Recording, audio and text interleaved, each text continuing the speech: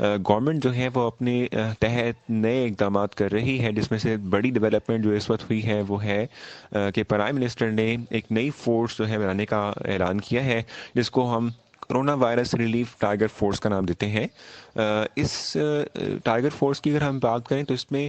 وہ لوگ کہ جو 18 سال سے زائد عمر کے ہیں وہ اپنے جو ہے خدمات اس کے اندر دے سکتے ہیں۔ بیسک مقصد کیا ہے اس ٹائیگر فورس بنانے کا، اور ٹائیگر فورس کے لوگ کریں گے کیا؟ ٹائیگر فورس کے جو رضاکار ہوں گے وہ سوسائٹی کے اندر موجود وہ گھرانے یا وہ لوگ کہ جو اپنا کھانا خود افورڈ نہیں کر سکتے، راشن ان کے پاس نہیں ہے، اس طرح کے گھرانوں کو، اس طرح کے لوگوں کو آئیڈینٹیفائی کریں گے، اور اس کے ساتھ ساتھ جیسے لاک ڈاؤن سچویشن ہے تو اس صورت میں ان تک جو ہے ان گھروں تک کھانا اور راشن پہنچائیں گے۔ اس کے علاوہ یہ بھی کہ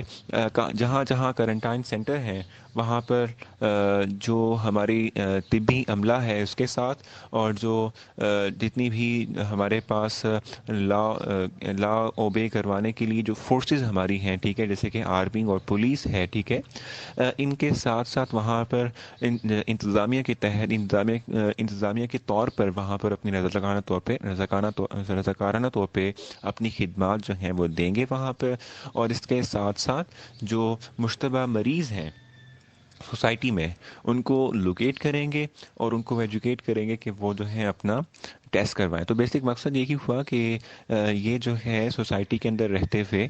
رضاکارانہ طور پہ لوگوں کے لیے کام کریں گے، لوگوں کو کی ہیلپ کریں گے، لوگوں کی غربا کی ہیلپ کریں گے، اور اس کے ساتھ ساتھ جو ہے سوسائٹی کے اندر اویئرنیس بھی کریٹ کریں گے کورونا کے اگینسٹ۔ سو یہ بیسیکلی جو ہے پرپز ہے ٹائیگر فورس بنانے کا۔ اگر آپ چاہتے ہیں کہ ٹائیگر فورس جو ہے اس کا حصہ بنے تو آپ لوگ سمپلی کریں گے یہ کہ سٹیزن جو پورٹل ہے اس پر جا کر اپنے آپ کو رجسٹر کروائیں گے۔ اپنے آپ کو رجسٹر کروانے کے لیے اگر آپ مزید بھی انفارمیشن چاہتے ہیں تو آپ ہماری